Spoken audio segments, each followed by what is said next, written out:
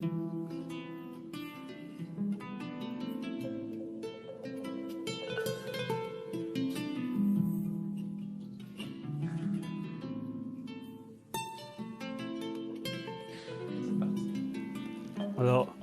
chers auditeurs, chères auditrices, encore mes salutations bienheureuses à vous. Ici, Korejo Missa Doumbia, alias Ramissa Doumbia. Vous me demandez la mise en pratique de la spiritualité négro-africaine. Avant toute causerie, nous allons invoquer nos ancêtres pour qu'ils nous inspirent la pensée juste, la parole juste et l'acte juste. Vous avez souhaité être briefé sur la pratique de la spiritualité négro-africaine parce que beaucoup disent que bon, nous avons compris essentiellement, mais comment pratiquer? Eh bien, c'est très simple, rien de plus simple que ça. Vous êtes habitué certainement au terme prière. Donc, je vais intituler cette causerie la prière traditionnelle dans la religion négro-africaine ou le recours aux entités divinisées. Quand je parle de prière, je suis un peu mal à l'aise parce que le mot prière tel que nous l'entendons n'existe pas dans ma langue. Et dans la plupart des langues africaines, je sais que le mot prière n'existe pas parce que l'Africain ne prie pas pour aller au paradis ou prier pour absoudre ses péchés. De telles prières n'existent pas chez nous. La prière dans la religion négro-africaine, c'est plutôt des sollicitations, la soumission des doléances aux entités divinisées pour résoudre nos problèmes. Notre religion est utilitaire. Une religion qui n'est pas utilitaire, bon, nous, on n'en voit pas beaucoup d'utilité. Donc, la religion, la spiritualité, c'est fait pour résoudre nos problèmes. Donc, dans ce sens, il n'y a pas de prière en tant que telle, mais nous avons des sollicitations pour soumettre nos doléances. Et comme je vous l'ai dit dans la précédente vidéo, puisque nous n'avons pas vu Dieu, mais nous savons les manifestations de Dieu, les attributs de Dieu. Donc Dieu a des attributs dans toutes les langues africaines. Et ces attributs, ces facettes, ces manifestations de Dieu ont chacune un culte dédié dans la culture, dans la spiritualité négro-africaine, d'où la multitude de cultes. Donc ces cultes ont pour essentiellement but aussi d'adresser nos doléances aux ancêtres, aux entités divinisées. D'où je vais retenir le mot prière, mais comprenez que c'est en réalité c'est des sacrifices, c'est des offrandes, c'est des paroles sacrées, des paroles magiques, des formules magiques que nous adressons essentiellement aux ancêtres, aux génies tutélaires et à des objets magiques que nous on appelle chez les Bamanans les bolis, que nos embrouilleurs appellent les fétiches. Et tous ces trucs-là, donc nous allons les aborder dans cette vidéo. Et comme je l'ai dit, ne sachant pas quelle est l'identité réelle de Dieu, l'Africain ne s'adresse pas directement, il n'adresse pas directement son culte à Dieu. Donc nous adressons nos cultes aux entités qui ont existé, aux entités visibles et perceptibles.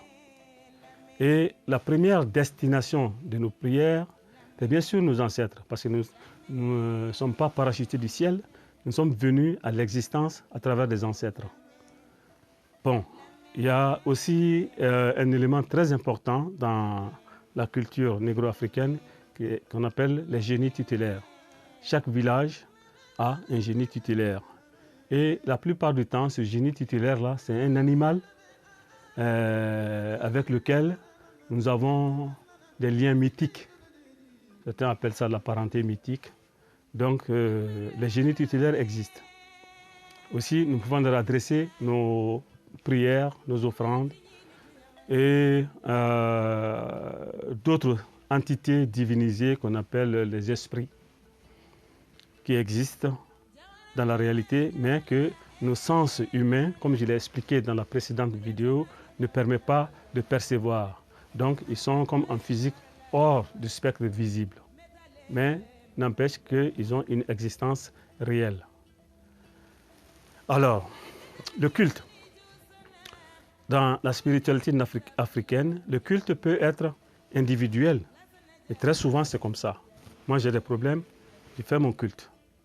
Le culte peut être fait en binôme, ça peut être en famille ou en public, pour des occasions rares.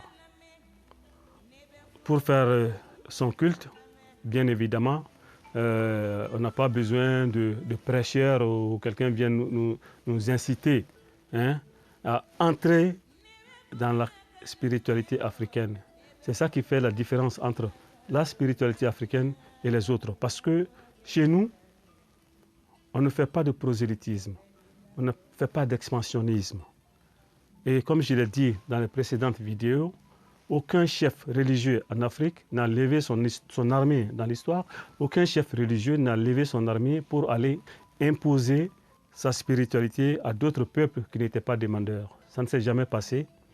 Et je pense que nous, en tant qu'Africains modernes, nous devons rester dans cette logique de sagesse et de ne jamais vouloir imposer notre spiritualité à d'autres. Bien que maintenant, les nouvelles technologies nous permettent d'expliquer les éléments essentiels à nos enfants qui aujourd'hui sont dispersés aux 14 coins du monde. Alors, nous devons leur expliquer. L'explication ne veut pas dire une tentative de prosélytisme ou d'expansionnisme. Parce qu'avant, on était tous concentrés en Afrique. Aujourd'hui, nos enfants sont en Chine, en Russie, en Amérique, en Europe, partout dans le monde. Donc, ce serait bien qu'on leur explique. Donc, comme je l'ai dit, vous avez compris, pour le culte, il peut être individuel, familial et collectif. Pour faire un culte, généralement, on aménage un autel. L'autel, c'est le lieu, le réceptacle de vos prières, le réceptacle de vos offrandes et de vos sacrifices. Et là aussi, l'autel peut être individuel. Ça peut être un autel familial, l'autel peut être clanique pour tout le village, comme chez les Bamana, le Dankun ou le Soninda. Dankun ou Soninda, ça c'est des autels publics. Pour les prières ordinaires, bon, généralement on s'adresse à son autel personnel. Donc l'autel personnel, c'est quelque chose qui est simple pour l'aménager. Donc vous pouvez aménager un autel personnel dans votre chambre à coucher. Le plus simple, c'est tout simplement un tissu propre. Vous étendez quelque part par terre, dans un endroit propre. Et sur ce tissu, ou bien mieux sur une tablette, vous posez un tissu. Et sur la tablette, vous posez les éléments de culte. Les éléments de culte, c'est quoi? C'est tout ce qui, dans la nature, possède une vibration, une résonance forte avec d'autres choses. Donc, vous allez retrouver des pierres qui ont une forte résonance. Vous allez retrouver des végétaux, des parties d'animaux, et des métaux. Donc, tout ce qui rentre dans la conception de ce système vibratoire-là est accueilli dans, comme on appelle ça, sur l'autel. Bon, en plus de cela, vous devez avoir, nous, dans le milieu Bamana, nous avons une petite calebasse. Chaque vrai Bamana a une calebasse. Son infléni. Et voilà. Et l'autre élément important du culte, c'est les noix de kola. Les noix de kola peuvent être de couleur blanche ou de couleur rouge. Mais qu'elles soient blanches ou rouges, c'est toujours du jus rouge qui sort. Et donc, c'est ce jus rouge-là qui a permis, à un moment donné, de substituer le sang sacrificiel des animaux par ce jus rouge-là. Donc désormais, le sacrifice des animaux est réservé aux causes importantes, aux causes existentielles importantes. J'ai fait une publication là-dessus sur ma page Facebook. Vous pouvez lire quels sont les détails pour faire le sacrifice des animaux. Bon, donc ici, je vais parler de l'adresse aux ancêtres, la façon la plus simple. Donc, on a la petite calebasse.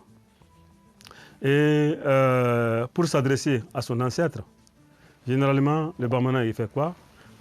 Une fois devant l'autel, on met un peu d'eau dans la calebasse et on a nos noix de cola et en général, on a une autre calebasse dans laquelle on met des farines de céréales. Les farines de céréales, on met de l'eau, on mélange et ce mélange-là s'appelle djalan.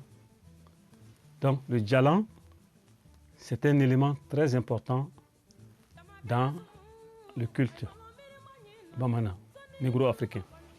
Donc, c'est tout simplement farine de céréales. Ça peut être farine de mil, farine de riz, farine de haricots. Et vous broyez et puis vous rajoutez de l'eau, vous mélangez bien. Et quand on rend culte aux ancêtres, on se met devant l'autel et puis on plonge sa main dans l'eau et on commence à lui donner de l'eau, à donner le djalan. Le djalan, c'est le symbole de la nourriture. L'eau, c'est le rafraîchissement.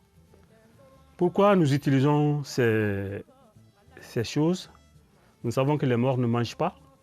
Nous savons qu'une fois nos ancêtres partis, ils n'ont plus ce besoin corporel de manger, de boire.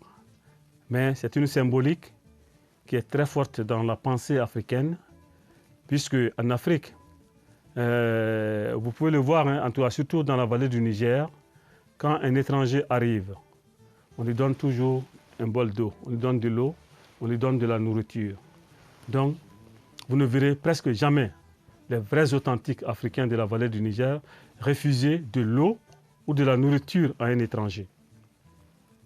Tout simplement parce que pour nos ancêtres, un être, une créature qui a faim, qui a soif, a en lui des démons. Donc pour apaiser ces démons, pour apaiser cet instinct bestial qui est activé par la faim et la soif, on lui donne de l'eau, de la nourriture pour apaiser ces démons et après on fait le reste des discussions. Donc, quand un étranger vient chez nous, c'est d'abord de l'eau, un bol d'eau. Et donc, quand on s'adresse à nos ancêtres, on commence par l'eau. On rafraîchit la mémoire,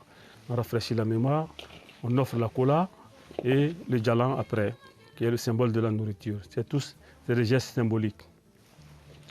Bon, alors, pour ça, en présentant l'eau, en présentant le djalan ou l'animal sacrificiel, vous présentez en même temps votre doléance.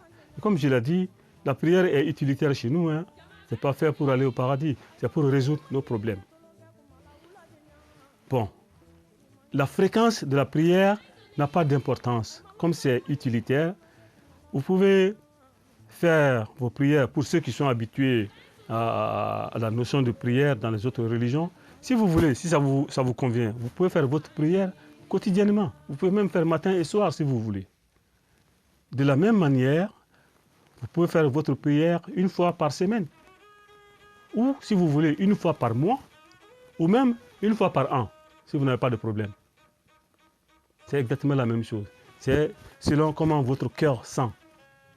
Si vous sentez le besoin de prier tous les jours, alors, si tous les jours on n'a pas de problème, vous pouvez faire tout simplement des prières d'hommage à vos ancêtres. Et je vais vous donner deux exemples. Un exemple de prière d'hommage et un exemple de prière de présentation de doléances. La prière d'hommage, comme exemple, je vais rendre hommage à mon ancêtre qui s'appelle Foutiki. Le premier Bamana qui a dit non à l'aliénation culturelle en Afrique de l'Ouest, il s'appelle Foutigui. C'est à partir de lui que ce que les autres appellent ethnie Bamana, est né. Parce que lui, il a été le premier à dire non, je refuse d'abandonner ma culture, je refuse d'abandonner ma spiritualité pour suivre celle des autres. Et quand l'émissaire arabe est venu chez nous, c'est fait en 667, imaginez, 7e siècle. Il a dit à l'émissaire arabe, ben, mon gars, moi, Foutigui, tu me vois bien, j'ai une touffe stressée sur ma tête. Est-ce que tu vois bien? Cette touffe-là, ça me permet de communiquer avec le cosmos. Et toi, tu vas me parler de Dieu. Moi, je connais Dieu avant la naissance de ta grand-mère. Donc, à partir de lui, il a dit Nte Mbana. Mbana, et ses descendants sont appelés Bana, Mounumbana, ceux qui ont refusé. Donc, les Bamana sont des gens qui ont refusé la soumission, qui ont refusé l'aliénation. Donc, voilà pourquoi je vais commencer à faire une prière d'hommage à Foutigui. Bon, donc, si vous êtes habitué à prier, vous pouvez faire des prières d'hommage à vos ancêtres. Connaissez le nom d'un d'eux, et puis vous vous mettez devant votre autel avec la calebasse d'eau, tout simplement, ou si vous voulez des noix de cola ou des fruits. Comme la cola ne pousse pas partout, ni en Europe ni en Amérique, vous pouvez vous procurer des fruits de là-bas, si vous êtes là-bas. Vous pouvez acheter des raisins, des pommes, hein, et comme des fruits d'offrande. Et puis vous vous mettez devant l'autel et vous commencez. Parce que quand on fait la prière, on doit demander, évoquer d'autres esprits. Donc on dit, esprit du ciel, esprit du sol, les bons esprits et les mauvais esprits. Esprit, les génies rampants, les génies volants, les génies nageants, les génies qui marchent sur le sol. Je vous demande tous votre permission. Je vous demande de rester tranquille et d'attendre votre tour. Je vais m'adresser à mon ancêtre Foutigui. Toi, oh toi Foutigui, toi qui es l'ancêtre des Bamana, nous avons décidé de suivre ta voie, la voie de la dignité, la voie de la spiritualité négro-africaine. Nous te rendons hommage. Le jour où tu as dit à l'émissaire qui est venu te voir, non, je refuse, je vais rester moi-même. Nous voulons suivre ta voie, nous sommes tes dignes descendants. Alors, frère-nous le chemin, élimine nos ennemis, frère-nous le chemin, donne-nous la protection, donne-nous le bonheur, donne-nous la nourriture, donne-nous les habits dont nous avons besoin, donne-nous les enfants dont nous avons besoin, donne-nous la protection dont nous avons besoin. Nous te louons Foutigui. Donc, c'est un exemple juste de prière d'hommage. Nous n'avons pas, nous, de formule figée qu'il faut réciter. Tu dis ce qui vient de ton cœur. C'est ça la prière africaine. La puissance de la parole qui vient de ton cœur. C'est ça la puissance, la parole et la religion africaine. Donc, voilà un exemple de prière, comment on appelle, d'hommage.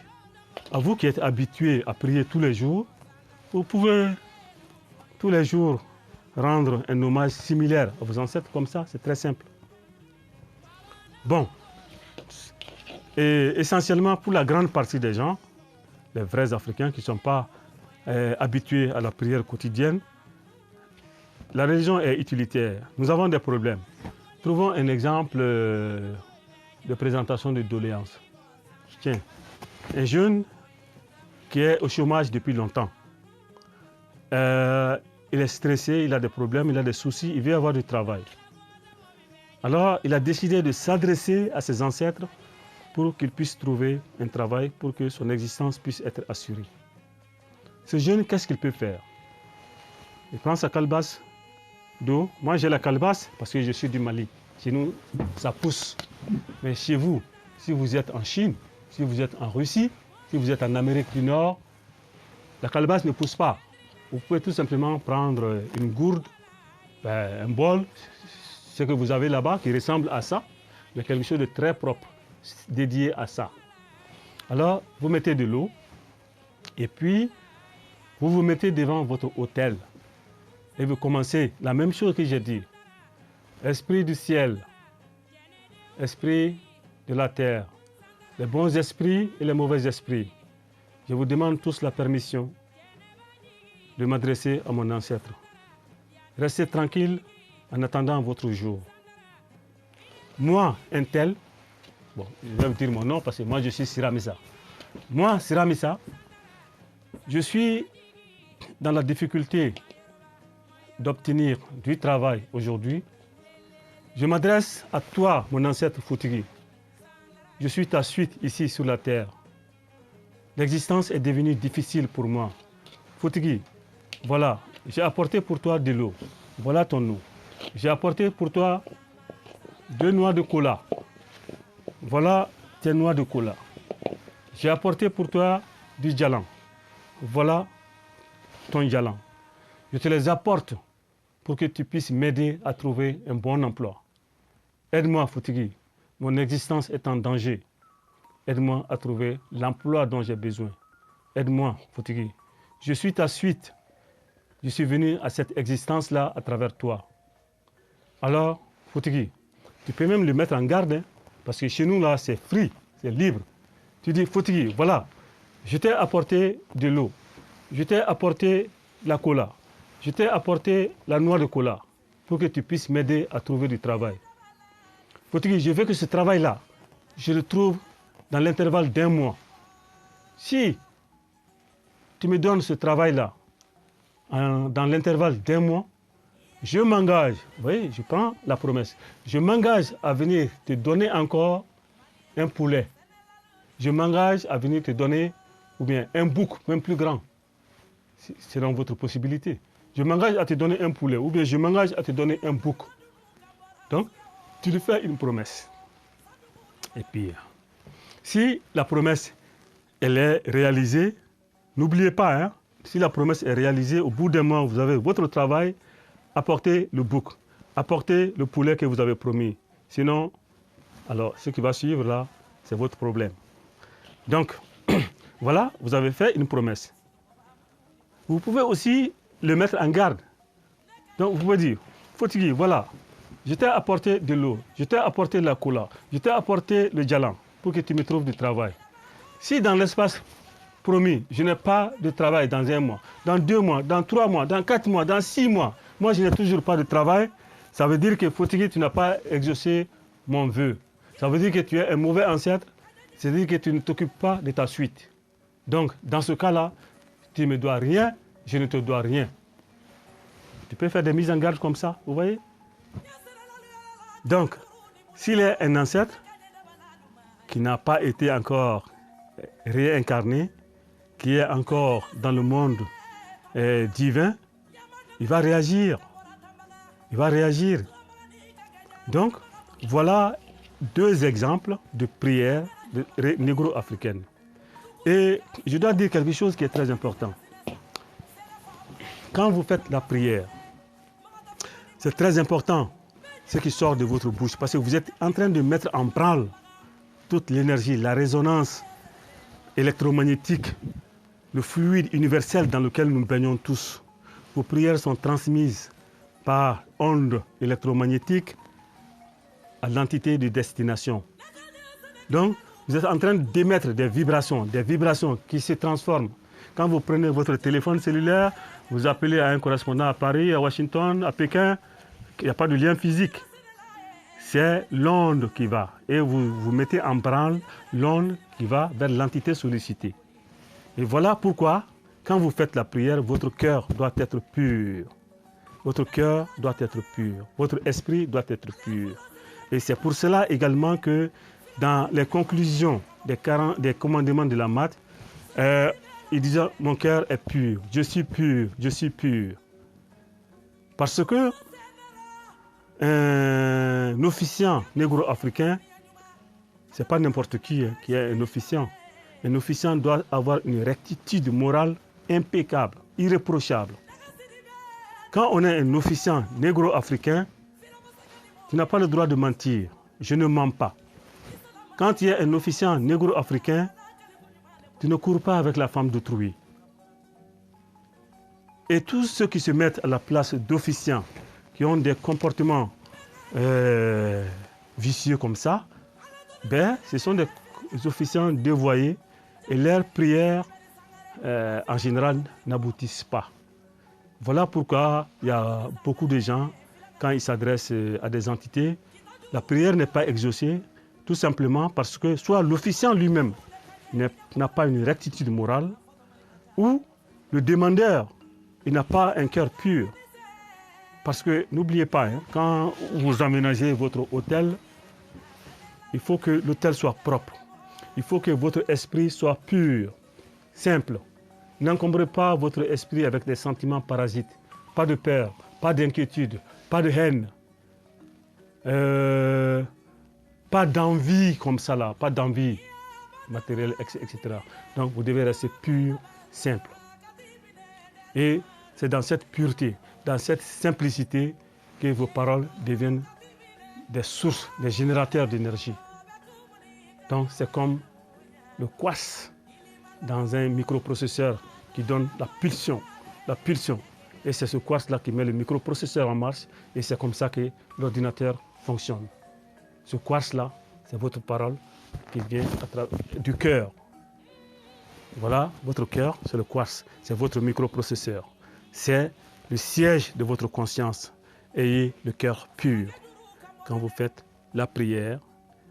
Et si la prière n'aboutit pas, soit votre cœur n'est pas pur, ou si vous vous êtes adressé à un officiant, l'officiant n'a pas une rectitude morale nécessaire.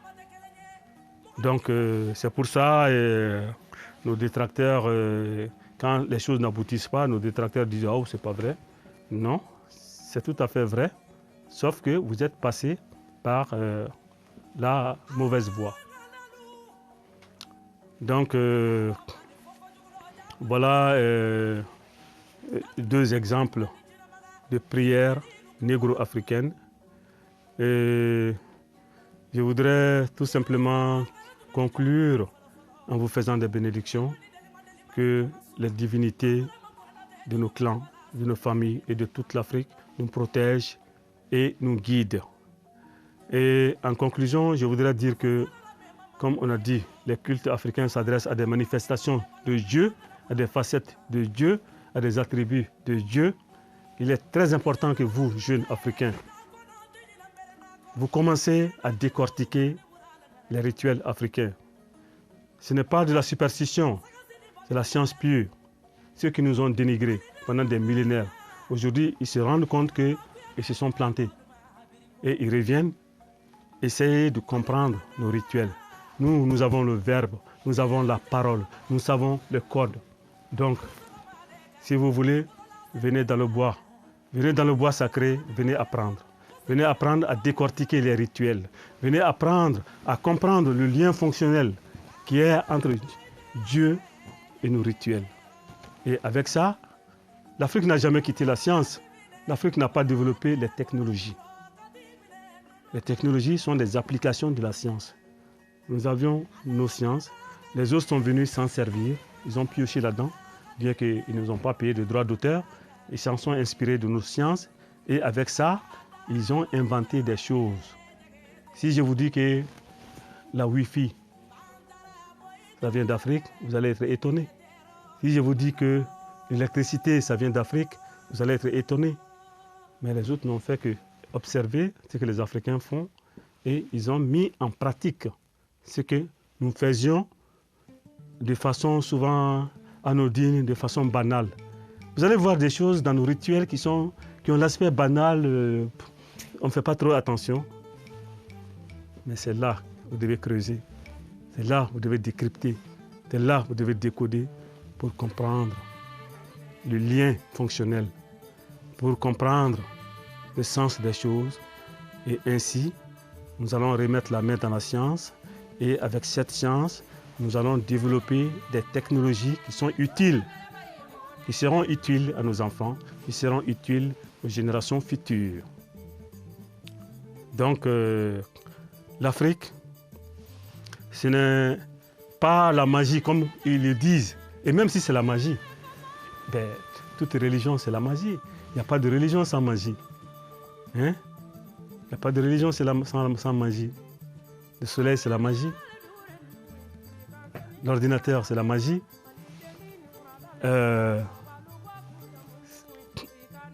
Quand vous avez des systèmes automatiques,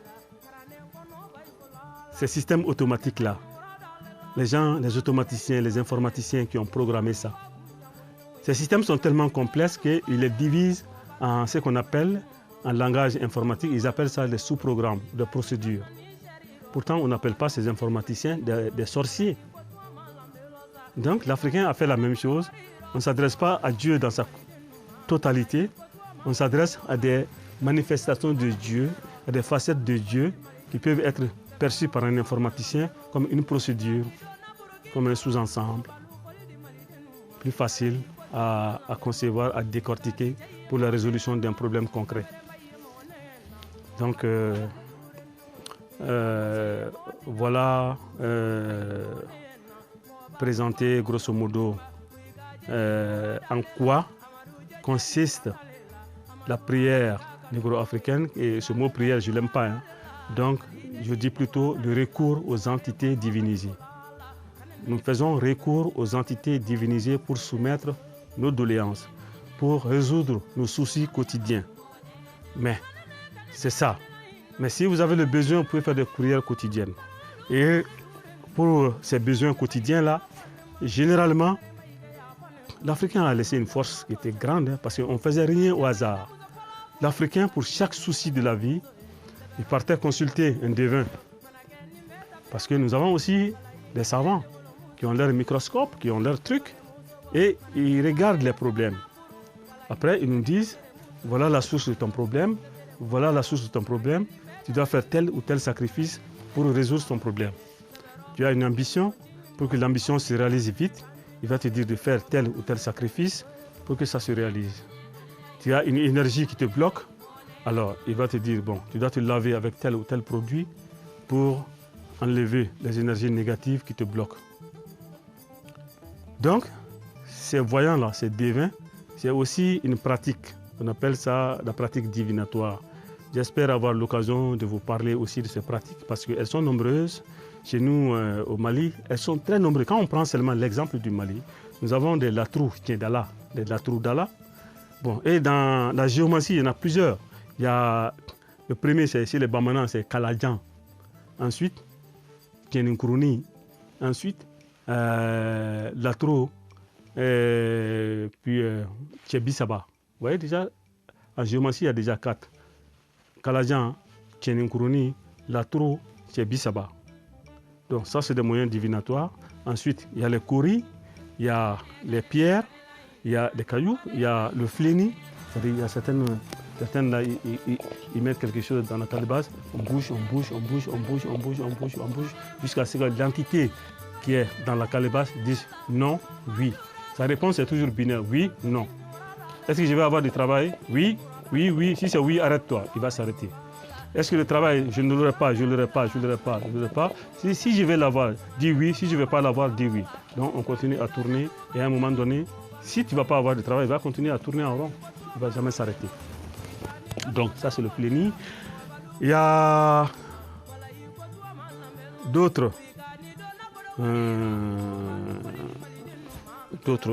beaucoup d'autres trucs. Dans la vallée dans le golfe de Guinée, ils ont le Fa. Il y a d'autres techniques. L'interprétation des chants d'oiseaux, des traces des animaux. Il y a plusieurs techniques. Donc l'Africain se servait de tout ça pour anticiper les choses. C'est comme dans le monde moderne, quand on veut construire un immeuble important, on ne se met pas immédiatement à construire. Ils vont voir les bureaux d'études d'ingénieurs, les bureaux d'architectes. C'est eux qui font la conception. Est-ce que ça va résister au vent? Est-ce que ça va résister à la pluie, etc. Et ils font des conceptions comme ça, et ils font des recommandations. C'est à partir de ces recommandations que les ingénieurs civils et les maçons se mettent au chantier. Donc, ne vous engagez pas dans les choses importantes sans consultation. Et c'est toute cette force que l'Africain a mise de côté, et puis pour s'embourber dans des choses qui ne sont pas réellement notre voie. Et donc nous avons besoin de ce retour-là, de tous ces mécanismes qui faisaient la force de l'Africain d'avant.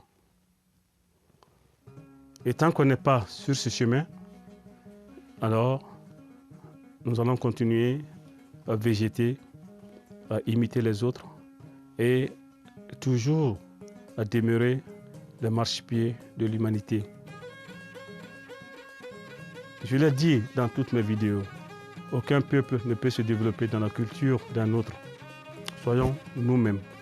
Ce n'est pas du prosélytisme, Béa, c'est tout simplement l'ignorance qui pousse l'Africain sur le plan culturel, je ne dis pas technologique, sur le plan culturel, à aller voir ailleurs. Et les Bamana du Mali le disent si bien. Ils disent que si tu vois la poule suivre les porteuses d'eau, c'est parce que, si tu vois les poules suivre les porteuses d'eau, c'est parce qu'elles ne savent pas où sont parties les pileuses de mil. Ah oui, les poules ont intérêt à suivre les pileuses de mil qui d'aller suivre les porteuses d'eau. Donc, découvrons qu'est-ce que nous sommes, découvrons quelle est la puissance de la pensée religieuse africaine. Elle est puissante, elle est efficace, elle est simple. Bon, c'est sûr, si je dis que c'est simple, ce n'est pas aussi autant simple que ça, parce que ça demande quand même un effort. Parce que l'enseignement africain, il n'y a pas de professeur qui se lève pour aller vous donner l'enseignement. Moi, je me permets de le faire parce que j'ai fait d'autres parcours, j'ai parcouru le monde et je sais quelle est la puissance de la pensée africaine. Je me permets de vous le dire parce que je sais que nos enfants en ont besoin. Mais sinon, normalement, il faut suivre tout un cycle initiatique. Chez nous, les Bamana, pour faire l'initiation complète, il faut faire 7 cycles de 7 ans. Ce qui fait bien 49 ans sonnés pour être un grand initié. 49 ans sonnés. 7 cycles de 7 ans. Donc, en âge, j'ai largement parcouru ces cycles parce que je suis à 8 fois 7 ans. Et aussi, j'ai eu, je ne sais pas si c'est une chance, je suis né là-dedans et j'ai grandi là-dedans parce que moi, je suis né dans le village, dans une case en banco, en plein milieu des champs de mil. Et j'ai suivi l'éducation traditionnelle Bamana, qui a été le support qui m'a permis de faire le tour du monde, de comparer, de comprendre quelle est finalement la puissance de la pensée religieuse africaine. Revenons-y, il n'y a pas mieux que ça. Je vous remercie. Je fais des bénédictions pour que nos ancêtres méritants et toutes les divinités du Panthéon kamite vous protègent et vous guident. Merci d'avoir écouté cette vidéo. À la prochaine.